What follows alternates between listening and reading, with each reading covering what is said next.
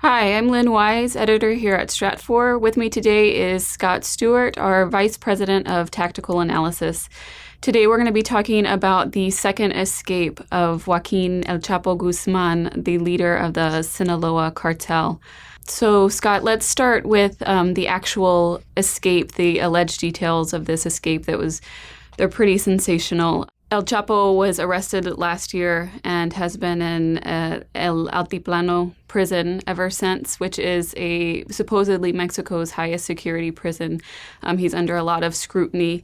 How was he able to escape under such heavy surveillance? Well, that's the interesting thing. A lot of the media reporting that we're looking at is focused on the tunnel itself, which really was a pretty spectacular engineering feat. It stretched allegedly for over a mile. It's 30 meters down. And one of the interesting things, or most interesting on the engineering side, was that it came up precisely where it needed to within El Chapo's shower stall, a place that was protected from view from the closed-circuit television camera in his cell. But one of the things that we also need to focus on is that it just wasn't a huge engineering feat. It was also an incredible intelligence feat. The fact that his rescuers were able to know to within an inch or a fraction of an inch exactly where they needed to come up.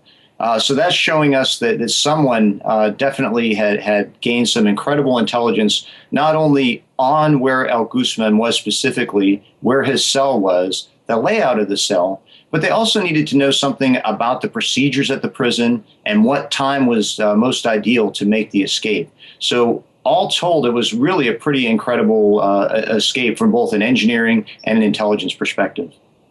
And this is really what the United States feared. The United States wanted Guzman extradited. Mexico refused. And basically, drug violence has been declining, or at least leveling off over the past couple of years in Mexico. At the same time, though, the Peña Nieto administration, the Mexican government, has been implicated in some pretty embarrassing human rights situations during the past year. What does this escape mean for U.S.-Mexico relations for the Peña Nieto administration?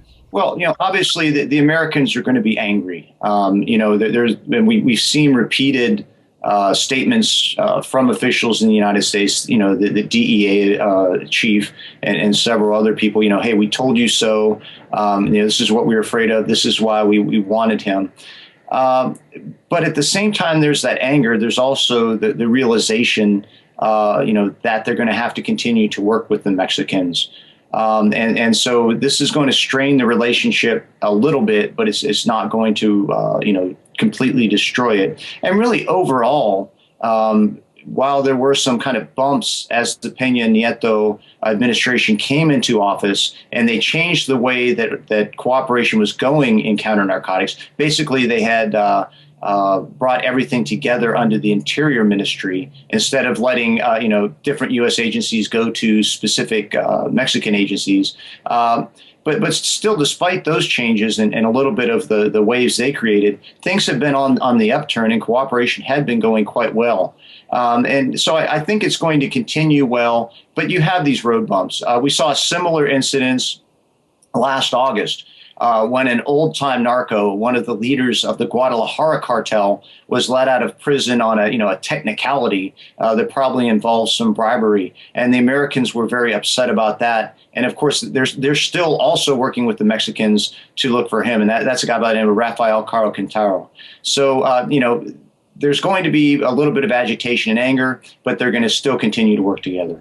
And El Chapo has the U.S. and Mexican governments to worry about, but he also he's entering into a changing cartel landscape in Mexico. We talk about the Balkanization of the cartels a lot here at Stratfor, and basically that a lot of the old-style centralized cartels are becoming smaller, decentralized gangs. But obviously, the Sinaloa cartel still has a lot of influence. El Chapo still was a very central, strong figure in that cartel. But what exactly can he expect now that he's free and in this changing cartel landscape? Yeah, I think one of the things we need to realize is if he was able to coordinate this escape from inside his cell, He was also obviously able to keep coordinating, his organization's operations outside of prison as well. So, the fact that, or the concept that people were saying that this balkanization happened of Sinaloa because he was in prison is really false. And of course, anybody who reads Stratfor can go back and look at the history. This balkanization predates El Chapo's arrest, by years. We saw groups and important, significant groups of the Sinaloa cartel break away. Factions like the Beltran-Leyva organization broke away. We saw Ignacio Coronel, killed, and his people blame that assassination on El Chapo, and then, break away from them. So we've seen, group after group leaving El Chapo and Sinaloa. And so the balkanization impacted them well before his arrest, and it's going to continue. The fact that El Chapo is out now, I don't think is going to change that larger dynamic that has been going on for longer. And, basically, although the king has escaped, I don't think that even, together with all his horses and men, are going to be able to put that Sinaloa Humpty Dumpty back together. It's just too fractured at this time. Thank you, Scott. I think that's all we have time for today.